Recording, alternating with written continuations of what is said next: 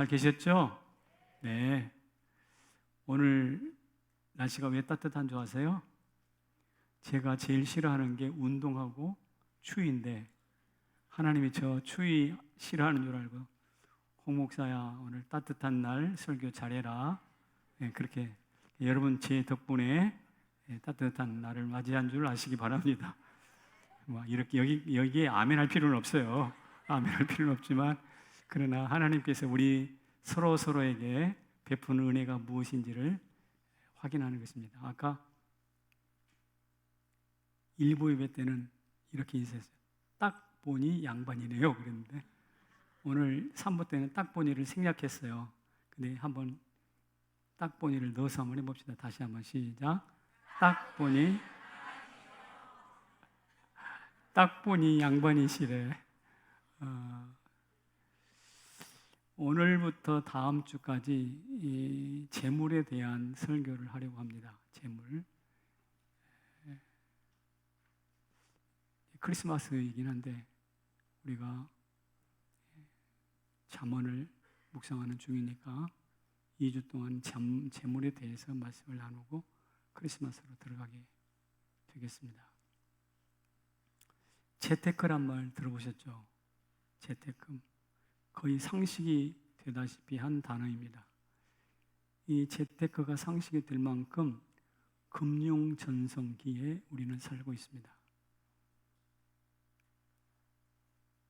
실물 경제도 중요하지만 금융의 판도도 중요한 때가 되었다는 것이죠. 그런데 이렇게 금융 전성기에 살고 있지만 돈에 대하여 제대로 교육을 받아본 적이 없습니다. 저는 그렇습니다. 여러분은 어떤지 모르겠는데 저는 돈에 대해서 제대로 교육받은 적이 없어요. 돈을 벌지만 또 어떻게 쓰고 어떻게 관리해야 할지도 배운 바가 없습니다. 다만 기억에 남는 것은 부모님이 돈이 없어가지고 서로 싸우는 것, 그리고 도시락 싸고 신발도 사고 뭐도 해야 되는데 어떻게 하면 좋아? 라고 하면서 한숨 쉬던 것만 기억납니다. 그래서 제 머릿속에는 이런 강박이 생겼습니다. 돈 없으면 죽는다. 무슨 일이 있어도 돈만은 벌어야 돼 라는 집착과 공포, 강박, 인색함이 우리 모두에게 있지 않나 싶어요.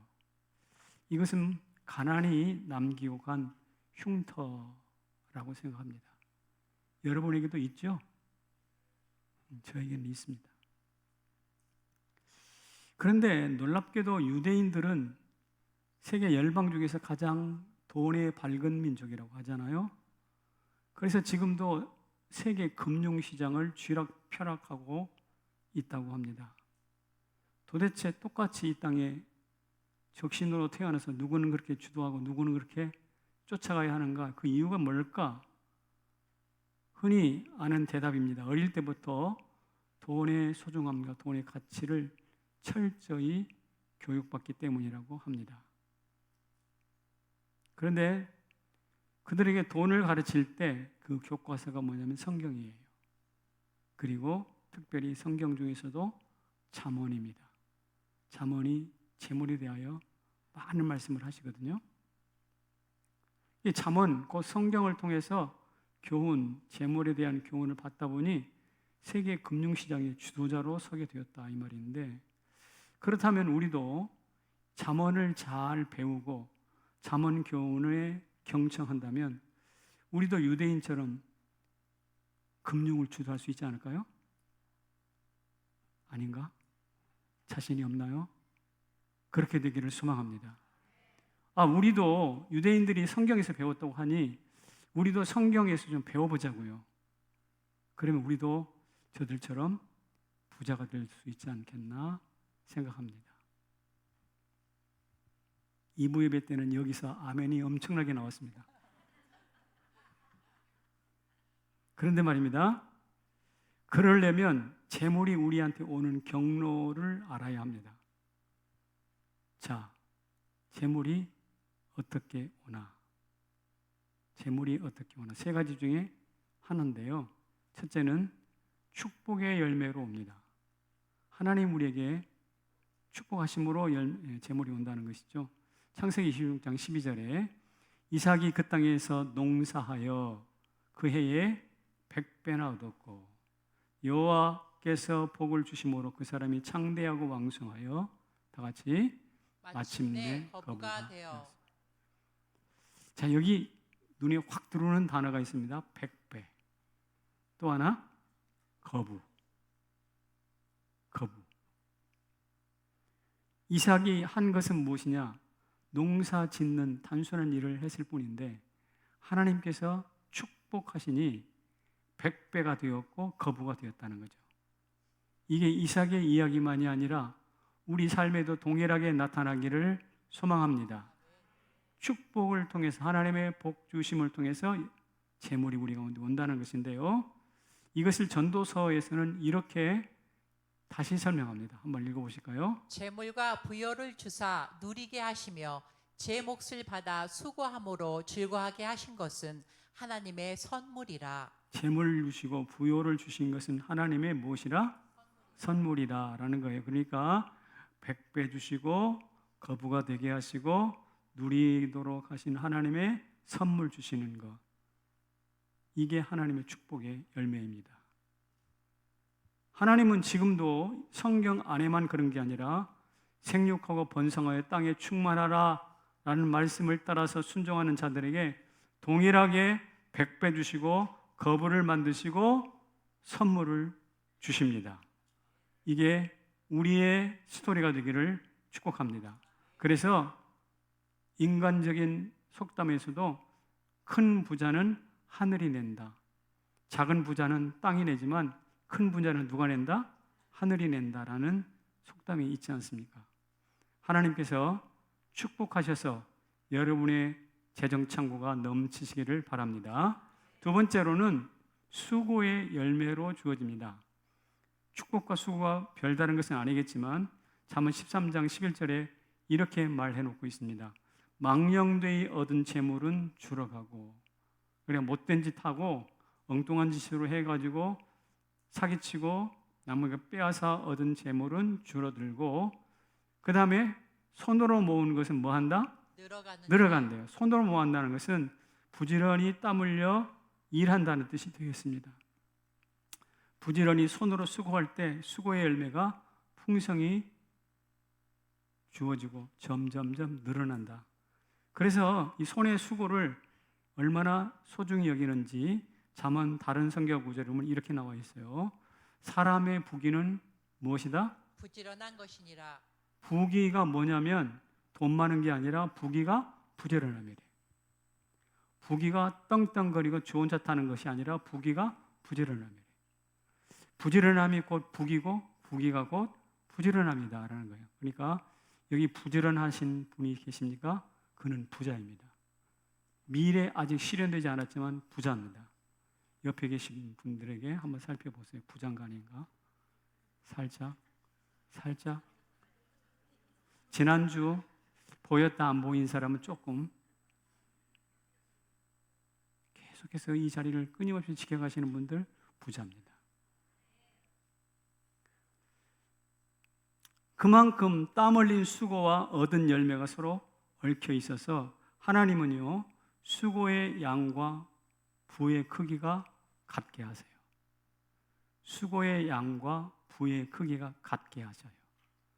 그래서 부지런한데 가난한 사람이 없습니다. 가난한데 부지런한 사람이 없어. 가난한 사람은 대부분 게을러. 왜? 수고의 열매를 주시기 위해서. 세 번째로는 불법의 열매로 재물을 얻기도 합니다. 재산을 축적하는 방법 중에 하나가 불법이에요. 그래서 옛날에 귀가 따갑도록 들었던 말이 하나가 부정축제라는 말이에요. 부정축제. 정적을 물리칠 때 부정축제로 몰아가지고 물리치는 경우들이 흔했던 것 같습니다.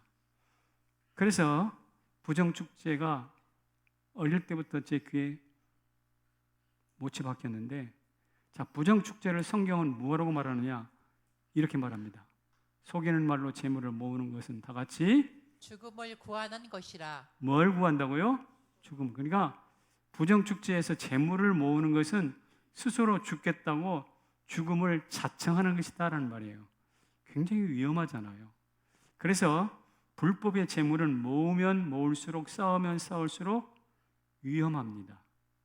그래서 하박국 2장 9절에 보면 자기 집을 위하여 부당한 이익을 취하는 자에게는 뭐 있을죠?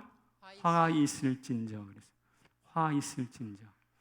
불의한 재물은 시한폭탄 같아서 언젠가는 내 옆에서 터지게 돼 있다.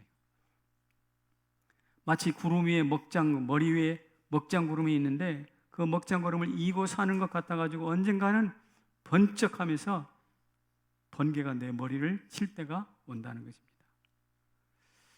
그렇다면 이제 여기서 우리가 할 일이 있습니다. 내가 가지고 있는 재물은 과연 어떻게 해서 시작되는가? 하나님의 축복의 열매라면 더욱더 엎드려 감사해야 되겠죠? 수고의 열매라면 땀 흘려 돈 벌 수 있는 재능을 주신 하나님께 역시 감사해야 되겠죠? 반면 불의한 재물이라면 빨리 회개하고 돌려줘야 할 것입니다. 왜냐하면 가지고 있으면 있을수록 재앙이니까. 그래서 6장 27절에 한번 읽어보실까요? 사람이 불을 품에 품고서야 어찌 그의 옷이 타지 아니하겠으며. 불을 품으면 옷하고 살 데이잖아요. 그런 것처럼 불의한 재물을 내 것인 것처럼 꽁꽁 품고 있으면 어떻게 되는가? 내 몸 태우고 못 태우고 다 탄다. 내 인생 다 타버린다 이 말이죠. 그래서 루터는 말합니다. 돈주머니가 회개하기 전까지 당신의 회개는 진짜가 아니다 그랬어요. 그래서 우리가 가지고 있는 재물을 한번 살펴보는데 하나님의 축복의 열매인지 수고의 열매인지 둘 다 좋습니다. 하나님 하신 일. 그러나 불법의 열매로 가지고 있다면 여러분 돌려주는 게 좋습니다. 그래서 하나님은 이 돈에 관하여 우리에게 세 가지 중요한 질문을 하십니다. 지금까지 돈이 우리에게 오는 방법을 찾아봤잖아요. 이제는 하나님께서 돈을 통해 우리에게 세 가지 중요한 질문을 하세요. 무슨 질문을 하시느냐? 첫 번째, 돈에 깨끗할 수 있겠니? 하는 질문을 하십니다. 여러분들은 돈이 깨끗하십니까? 청백리라는 말이 있습니다. 조선시대 황희와 맹사성 같은 사람들은 정승 자리에 몇 번씩 올라갔던 분인데, 그런데 이분들이 벼슬을 마치고 고향으로 돌아갔을 때는 오막살이에요. 오막살이. 초가삼간 오막살이. 돈 모을 수 있는 기회가 있었음에도 불구하고 깨끗한 가난을 선택했던 사람들입니다. 요즘 뉴스에 오르내리는 돈봉투 정치의 한 주인공. 엊그저께도 검찰에 불려가서 조사를 받았다고 합니다. 그분의 그 사건의 진위를 떠나서 그런 사건으로 불려다니는 것, 조사를 받는 것 자체가 안타까운 일이죠. 성경에서도 청결한 부자, 청부, 깨끗한 청결한 가난, 청빈을 말하고 있습니다. 이것을 말하는 이유는 무엇이냐? 돈은 얼마나 많냐가 중요한 게 아니라 얼마나 깨끗하냐가 중요하다는 뜻이에요. 우리 성남제일교회 성도 여러분, 우리는 큰 부자는 아닐지라도 깨끗할 수 있기를 바랍니다. 가난해도 깨끗하게 가난합시다. 부자에도 더러운 부자가 있지만 깨끗한 부자가 되시기를 축복합니다. 왜냐하면 이런 말씀 때문이에요. 굉장히 우리가 가슴에 새게 될 말씀인데 한꺼번에 같이 읽어봅시다. 시작. 부모의 물건을 도둑질하고서도 죄가 아니라 하는 자는 멸망받게 하는 자의 동륜이라. 여기 어머니들이 아버님들이 많이 계셔서 하는 말인데, 우리가 자식들 키워서 이제 다시 세금 내놓고, 세금 낸다는 거 아시죠? 세금 내놓고 살게 하는데, 이것들이 엄마 아버지 노후 자금 탐내고 그런 거 많이 들어보셨죠? 우리 가정에는 그런 놈들이 없기를 바랍니다. 근데 말입니다. 이것을 성경은 알고 있었어요. 부모의 물건, 재산 포함해서 물건을 도둑질하고서도 그게 죄가 아니라고 하는 자가 있다는 거예요. 그래서 내 것은 내 것이고 아버지 것은 내 것. 그래서 아버지 것을 마치 제 것인 것처럼 경계가 없어. 마구 갖다 쓰고 마구 달라고 그래? 이게 바로 뭐냐? 도둑질하는 거라는 거예요. 그리고 이것은 뭐라? 죄라는 겁니다. 여러분, 성경이 가르치는 것은 명확해요. 가족 간에도 돈은 깨끗해야 된다 이거예요. 가족 간에도 돈은 깨끗해야 된다. 그래서 우리 어르신 여러분들, 우리가 좀 가난하고 쓸 돈이 없긴 해도 자식들한테 자꾸 아쉬운 소리 하지.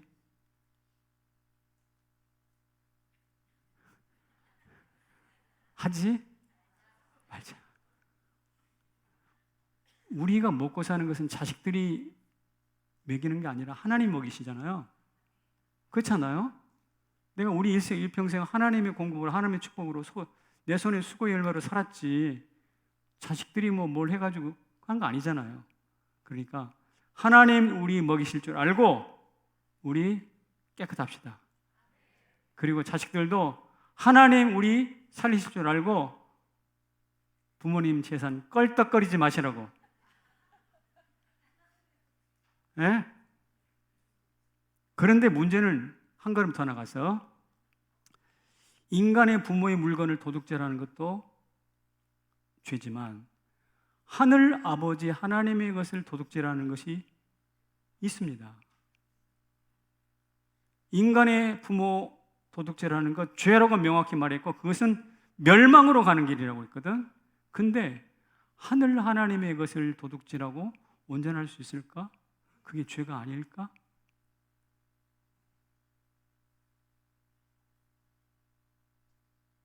(11조를) 떼어먹고 도둑질하는 것을 성경은 분명히 엄히 경계합니다. 말라기에. 그래서 제가 여러분이 묻습니다. 당신은 돈에 대해 깨끗합니까? 라는 말씀과 동일하게 당신의 11조는 깨끗합니까? 아니, 11조를 드리고 있습니까? 드린다면 온전하게 드리십니까? 라는 질문을 해보고 싶은 거예요. 만약에 이 경계가 없다고 한다면 우리는 도둑놈인 거예요. 그리고 이 도둑놈들은 남의 것을 빼앗을 가능성이 높습니다. 왜냐하면 내 것 공사의 구분이 없기 때문에. 하지만 기억하십시오. 하나님은 깨끗한 부자, 내 것과 내 것을 명확히 구별할 줄 아는 사람, 그 사람을 깨끗한 부자, 청부로 만드십니다. 우리 모두가 그렇게 되기를 소망합니다. 그러면 어떤 분이 이렇게 저에게 질문할 거예요. 목사님, 깨끗한 건 좋은데 아주 깨끗한 물에는 고기도 못 산다고 하는데 그래가지고 돈 벌겠습니까? 아니, 세상하고 좀 적당히 타협하고 그래야지. 그래서 어떻게 돈을 벌 수 있겠느냐고요? 라고 묻고 싶을 겁니다. 그런데 네, 돈 벌 수 있습니다. 신용이 재산인 것처럼 정직과 청렴도 재산입니다. 공사가 분명하고 정직하고 신용을 지키고 청결하면, 돈에 대해서 깨끗하면 그 사람과 돈거래 하고 싶어요? 안 하고 싶어요? 하고 싶어요. 그 사람과 돈거래뿐만 아니라 인간적인 교제를 갖고 싶어요? 안 갖고? 인간적인 교제 나누고 싶죠. 돈 더 잘 벌 수 있습니다. 그렇게 안 살아보고 그렇게 살아보지도 않고 진흙탕처럼 살면서 그것은 아니라고 말할 수 있는 자격마저도 없는 거예요. 이렇게 깨끗하게 살면 하나님이 복 주신다는 것을 여러분의 주변에서는 많이 볼 수 있고 저도 수십 번 이야기를 할 수 있습니다. 그러나 그것은 우리의 삶의 한 파편이고 실제 하나님이 어떻게 말씀하셨는지를 살펴보겠습니다. 이사야서가 이렇게 말하고 있어요. 시작. 공의롭게 행하는 자, 정직히 말하는 자, 토색한 재물을 가증히 여기는 자, 손을 흔들어 뇌물을 받지 아니하는 자. 저 사람들을 하나로 묶으면 청백리예요. 돈이 깨끗한 사람이죠. 그렇죠? 그런데 저 사람들이 다 굶어 죽었을까 저래가지고? 저 사람들이 다 그래가지고 굶어 죽었느냐고요? 그렇지 않습니다. 그 다음 구절에 하나님이 그 다음 구절에 그들을 위해서 뭐라고 말했는가? 16절입니다. 시작. 그는 높은 곳에 거하리니 견고한 바위가 그의 요새가 되며 양식은 공급되고 물은 끊어지지 아니하리라. 그렇습니다. 그들은요, 저 높은 곳에 산대요. 저 꼴짜기에 처박히는 인생이 아니라는 거예요. 인생이 높은 곳에 산대요. 뿐만 아니라 주변에 높은 곳에 올라가면 흔들리고 위험할 텐데 주변에 있는 바위들이 견고한 요새로 그를 지지해 준다는 것이죠. 뿐만 아니라 높은 곳에 있으면 양식 조달하기가 어려울 텐데 양식이 끊임없이 공급되고 물도 별로 없을 거 아닙니까? 저 산꼭대기에는. 그런데 그 물마저도 끊어지지 않는데 이건 무슨 말이냐? 하나님이 책임진다 이거죠. 하나님이 먹이신다 이거죠. 하나님이 높이신다 이거죠. 하나님이 깨끗한 구조로 만들어 가신다. 그러므로 깨끗해도 돈 벌 수 있습니다. 하나님이 책임지시기 때문에. 이사야 33장 15절 3315, 3316 축복받는 전화번호 010 3316 3315 3316 주님은 분명히 말씀하세요. 너 돈에 대해 깨끗할 수 있어? 깨끗하면 내가 먹일게. 이런 뜻이에요. 두 번째, 너 돈이 복이 되겠냐? 이런 뜻입니다. 세상에 돈은 많은데 불행한 사람 참 많습니다. 우리나라 재벌치고 감옥에 들어가지 않은 사람이 없다고 그러잖아요. 돈은 많은데 그 돈 때문에 치욕을 당하는 거예요. 돈이 복이 되지 못한 겁니다. IMF 금융위기 때 얼마나 무너진 재벌들이 많았습니까? 얼마 전에 돌아가셨다고 뉴스에 나오셨는데 동아건설 최원석 회장님 신문에 자주 오르냈던 분이십니다. 한보철강 정태수 회장 한때 난리던 인물들 아닙니까? 그런데 이들은 어느 순간 기업이 해체돼 버리고 그 많던 돈이 어디론가 다 사라지고 그 돈이 그에게 복이 되지 못했습니다. 그래서 성경에 이렇게 말씀해 놓으셨어요. 시작. 처음에 속히 잡은 산업은 마침내 복이 되지 아니하니라. 뭐라고요? 마침내 복이 되지 아니한다. 왜 그럴까요? 왜 그럴까요? 왜 돈은 있는데 마침내 복이 되지 않을까요? 그 이유는 교만과 오판 때문입니다. 돈지갑이 두꺼워지면 고개가 뻣뻣해집니다. 어깨 힘들어가고 어깨에 힘이 들어가고 고개가 뻣뻣해지면 위, 아래, 좌우가 안 보입니다. 그러다 보면 인생의 시야에 사각지대가 생깁니다. 자동차의 사각지대가 크면 클수록 사고 위험이 크듯이 인생의 시야에 사각지대가 생기면 그만큼 오판과 교만, 곧 사고가 날 위험이 커지는 거죠. 이것 때문에 마침내 돈이 복이 되지 못해요. 그리고 주변 사람들이 이렇게 수군댑니다. 뭐라고 하냐? 저 사람 돈 벌더니 어떻게? 사람 변했어. 딴 사람 됐어. 저 사람 돈 벌더니 옛날 사람이 아니야. 성도는 시종여일할 수 있으기를 축복합니다. 왜냐하면 우리 하나님은 오늘이나 영원토록 동일하시니까요. 교만과 오판보다 더 중요한 것은, 더 위험한 것은 뭐냐?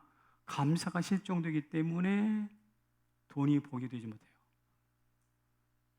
교만과 오판 때문에 감사가 사라진 것이 아니고 감사가 사라지니까 교만해지고 오판을 하게 됩니다. 지가 잘난 것처럼. 바울이 항상 기뻐하라, 쉬지 말고 기도하라, 범사에 감사하라, 범사에 감사하라, 범사에 감사하라고 명확하게 가르친 이유가 뭘까 한번 곰곰 생각해 봤어요. 왜냐하면 범사가 감사로 복이 됩니다. 범사가 감사함으로써 복이 돼요. 드디어 돈이 감사함으로써 복이 되는 거예요. 떡덩이를 받아도 감사하지 않으면 뭐 이거 뭐야, 이거 누구 코에 붙여, 뭐 떡덩이, 이번에 추수감사절 떡 받으셨죠? 그 떡 받고 무슨 생각했어요? 아, 참 쪼잔하게 교회가 이게 뭐야? 뭐 이런 생각했나요? 아니요. 그러면 안 돼요. 감사하고,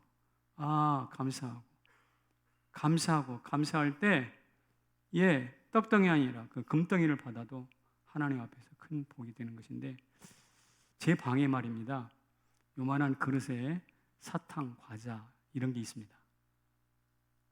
혹시 드시고 싶은 분은 제 방을 방문해 주시기 바랍니다. 다 드립니다. 그런데 제가 그 과자를 놔두는 이유는 두 가지예요. 하나는 우리 교회 어린이들이 담임 목사 방을 드나들면서 목사가 환대하는구나, 환대해 주는구나. 목사가 멀리 있는 높은 아저씨가 아니라 내가 문 열고 들어가면 언제든지 어서 오너라 라고 하면서 환대해 주는 것을 보여주기 위해서. 그 아름다운 추억이잖아요. 어릴 때부터. 또 하나는 아이들이 오면 사탕을 이렇게 줄 때 네가 가져가. 그래, 네가 가져가 봐. 마음껏 가져가 봐. 그러면 보통 아이들이 하나 혹은 두 개만 집어요. 하나 혹은 두 개만. 그러면 제가 아니야, 한 움큼 가져가. 그래봐야 3-4개밖에 안 돼. 그러면 제가 제 손으로 한 큼 만들어서 호주머니에 넣어주고 품에 안겨줍니다. 그러면 입이 그리고 막 나가려고, 막 뛰어나가려고 하면 엄마가 옆에서 뭐라고 그러냐면 목사님께 감사해야지 라고 말해요. 그때 무엇을 배우느냐? 감사를 배우는 거예요. 그러니까 제 방에 사탕, 과자를 놔두는 것은 목사에 대한 아름다운 추억을 심어줄 뿐만 아니라 감사를 가르치기 위한 것이에요. 제가 어릴 때부터 그런 감사를 배웠다면 제 인생 훨씬 풍요로웠을 텐데, 우리 모두 하나님 앞에서 돈이 감사를 통해서 복이 되기를 바랍니다. 돈이 오판과 교만을 통해서 화가 되지 말고 돈이 감사를 통해서 복이 되기를 축복합니다. 세 번째, 하나님이 이렇게 물으세요. 너는 돈을 통해서 하나님을 알아가고 있냐? 아이를 낳고 기르는 것 자체가 큰 일입니다. 그런데 그 과정에서 더 중요한 것은 아이를 기르면서 진자리 마른 자리 나를 갈아 키우신 부모님의 사랑을 깨닫는 거예요. 아이를 키우면서 부모님에 대한 사랑을 깨닫는 것이죠. 돈도 마찬가지예요. 돈도 내 호주머니에 얼마나 많이 있다. 돈을 쓰면서 기쁨도 있지만 사실은 그 돈을 주신 하나님의 공급하시는 사랑을 기억하는 것이 더 중요합니다. 그래서 욥은 말이죠, 이렇게 고백한 적이 있어요. 시작. 주신 자도 여호와시오, 취하신 자도 여호와시오니. 자기 것, 자기 재산이 다 날아가고 난 빈털터리가 될 때 고백했던 말입니다. 돈 주신 분도 취하신 분도 하나님이다. 그리고 나서 숱한 고난을 겪었잖아요. 고난을 겪고 난 다음에 또 이런 고백합니다. 또 시작. 내가 주께 대하여 귀로 듣기만 하였사오나 이제는 눈으로 주를 배움나이다. 그렇습니다. 귀로 듣는 하나님에서 눈으로 보는 하나님으로 바뀌었어요. 돈 잃고 가족 잃고 친구 잃고 다 잃어버렸지만 그러나 그의 눈앞에 나타나는 하나님을 뵐 수 있었어요. 한마디로 돈을 통해서 하나님을 더 깊이 알게 된 것입니다. 여러분, 돈은요, 먹고 쓰고 누리라고만 주는 게 아니에요. 그것을 통해서 그것을 주신 나 하나님을 더 깊이 알아라 이 말이에요. 하나님이 돈 주시면서 하시는 말, 너 나하고 친하게 지내자 이거예요. 용돈 주잖아요, 아버지가. 용돈 주면 그 아이가 아버지 좋아합니까? 싫어합니까? 좋아하잖아요. 그 용돈 받으려고 아빠 하면서. 그런 것처럼 하나님 우리에게 돈을 주시는데, 재물을 주시는데 하나님과 우리가 좀 친해지기를 원하시는 거예요. 근데 정반대로 돈이 있는데도 하나님과 친해지기를 거부하거나 모르는 사람이 있어요. 누군가면 어리석은 부자입니다. 누가 보면 12장에 그가 곡간을 크게 짓고 곡식과 물건을 쌓아두었죠. 그리고 말하기를 뭐라고 말했는가? 이제 평안히 쉬고 먹고 마시고 즐거워하자. 평안히 쉬고 먹고 마시고 즐거워하자. 하지만 누구 맘대로 하나님이 그에게 말씀하십니다. 시작. 어리석은 자여, 오늘 밤에 내 영혼을 도로 찾으리니 예비한 것이 네 것이 되겠느냐. 자기를 위하여 재물을 쌓아두고 하나님께 대하여 부요치 못한 자가 이와 같으니라. 평안히 쉬고 먹고 마시고 즐거워하자. 누구 맘대로 내가 내 영혼을 오늘 밤 찾을 텐데 너 예비한 건 눕게 될 거야. 이 어리석은 부자는 재물을 쌓아두고 하나님께 대하여 부요치 못한 자라고 말합니다. 무슨 말이냐? 돈을 통해서 하나님을 배우지 못한 가장 어리석은 사람이에요. 수학 문제 못 푸는 게 어리석은 게 아니라 자기 재물을 누가 주셨는지조차도 모르고 살아가는 사람, 진짜 어리석은 사람입니다. 그런데 이런 사람 세상에 굉장히 많습니다. 유물론자들 오직 물질이라고 주장하면서, 물질이 최고라고 주장하면서 하나님을 부정해버리죠. 어리석은 대표적인 주인공이에요. 명품백과 민급 코드와 최고급 자동차를 타고 다니지만 11조마저도 드리지 않는다. 감사마저도 드리지 않는다. 어리석음의 주인공입니다. 수십만 원짜리 화장품을 바르고 수십만 원짜리 보약을 사서 먹지만 하나님께 부여하지 못한 어리석음의 주인공입니다. 제가 예언합니다. 그런 분들의 재물은 어떻게 되는가? 이렇게 됩니다. 시작. 재물은 스스로 날개를 내어 하늘을 나는 독수리처럼 날아가리라. 그 호주머니에서 그 사람에서 탈출해가지고 마치 커다란 독수리가 날개를 치고 하늘로 날아가는 것처럼 어느 순간 다 빠져나가 버려요. 그런 나라가 어떤 나라냐? 구소련입니다. 구소련, 세계를 지배했던 그 나라. 가난해졌잖아요. 여러분, 북한이 1970년대까지만 해도 우리보다 더 잘 살았다는 것을 기억하시나요? 네. 북한이 우리보다 훨씬 더 산업화라든지 이런 게 빨리 됐어요. 우리보다 잘 살았어요. 그런데 지금 어떻게 되나요? 점점점 줄어들고 있잖아요. 독수리처럼 다 날아가고 있어요, 부가. 반면에 돈을 통해서 하나님을 더 깊이 알아가면 어떻게 되는가? 이렇게 됩니다. 시작. 여호와를 경외함의 보상은 재물과 영광과 생명이니라. 재물만 주는 게 아니라 재물은 항상 영광과 생명까지 함께 주시는 거예요. 이 자리에 돈도 없고 영광도 없고 겨우겨우 죽지 못해 살아갑니까? 여러분들은 경외를 잃어버렸기 때문에 그래요. 돈을 통해서 하나님을 알아가는데 힘쓰지 않았기 때문에 그래요. 돈이 있나요? 재물이 있나요? 아직 살아있나요? 하나님을 경외했기 때문에 그렇습니다. 그렇다면 앞으로 더욱더 여러분의 지갑을 가지고 하나님을 깊이 경외하시기를 축복합니다. 제가 지금까지 돈이 우리 가운데 오는 방식을 이야기했습니다. 축복의 열매, 수고의 열매, 불법의 열매로. 그래서 하나님은 우리 가운데 세 가지 질문하신다고 했어요. 얘야, 너는 돈에 깨끗하냐? 얘야, 네가 가진 돈이 너에게 복이 되겠느냐? 그리고 너는 그 돈을 통해서 나를 깊이 더 알아가고 있냐? 여러분은 어떻습니까? 돈 버는 방법은 다음 주 설교할 겁니다.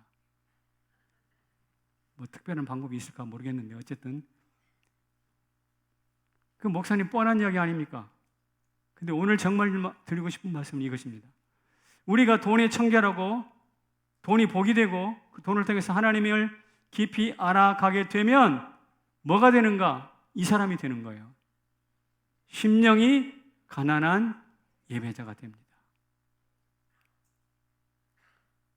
돈에 청결하고 돈이 복이 되고 돈을 통해서 하나님을 알아가는 사람은 분명히 돈에 지배당하지 않고 돈을 지배하는 사람이에요.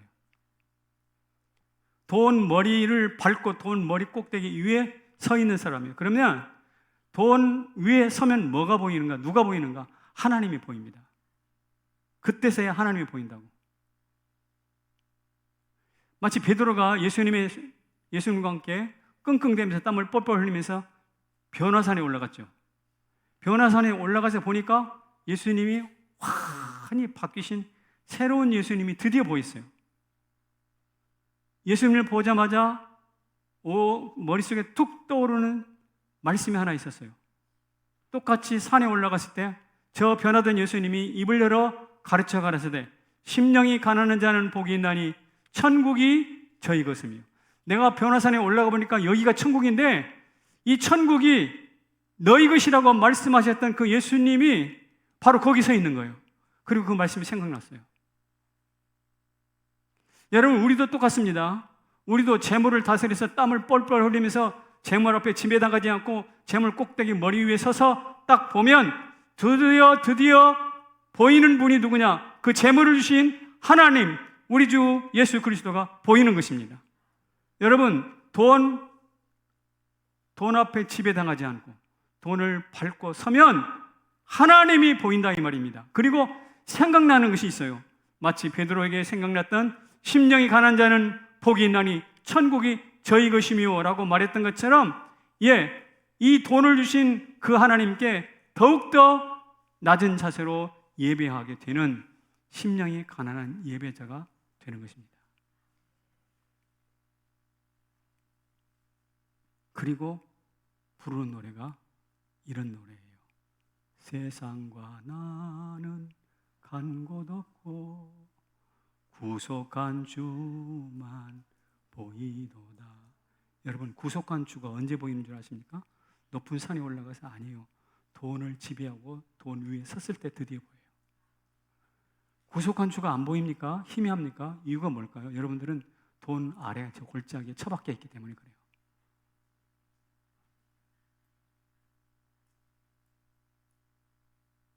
돈을 지배하고 돈에 지배당하지 않고 돈을 밟고 설 때야 드디어 눈이 열리고 내 앞에 선 예수가 환히 변화되신 예수님으로 보이기 시작합니다. 제가 암으로 투병할 때 샘병원에 가보면 거기 10층인가요? 거기에 예배당이 있습니다. 낮에 예배당에 가가지고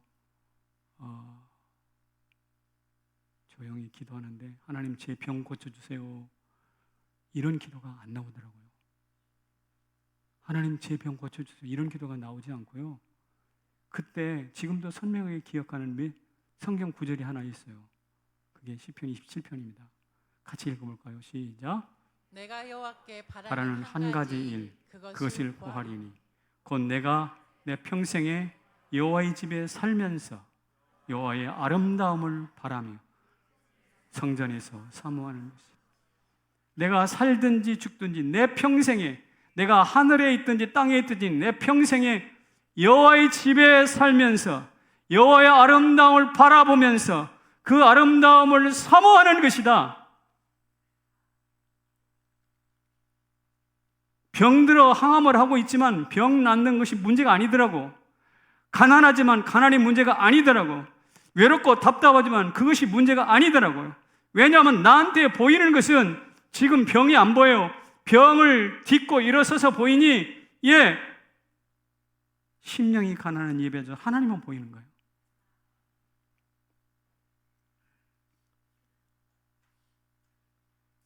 그때 불렀던 찬송이 세상과 나는 간 곳 없고 구속한 주만 보이도다. 질병과 나는 간 곳 없고 구속한 주만 보이도다.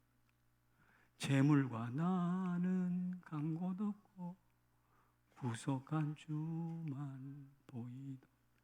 이게 바로 변화산에서 해같이 빛나는 예수님을 만났던 베드로의 고백입니다. 심령이 가난한 자는 복이 있나니 천국이 저희 것이며. 우리도 돈을 밟고 그 위에 올라갑시다. 돈 앞에 무릎 꿇지 말고 돈에 밟히지 말고 돈을 지배하고 돈을 극복하고 그 머리 끝에 섭시다. 그럴 때 눈이 열리고 예수 그리스도가 보일 줄로 믿습니다. 왜 우리 눈에 예수님이 안 보입니까? 라고 누가 묻는다면 이렇게 말하겠습니다. 돈을 주로 삼기 때문에. 그 사람의 주는 아직 돈이에요. 오늘 제가 이 헌금 설교를 하고 돈에 대한 선물 설교를 하고 있는데 어쩐지 좀 껄쩍지근해. 좀 듣기가 싫어. 교회 가면 헌금 설교 많이 한다고 그러던데 오늘 역시 홍정희 목사도 헌금 설교하네?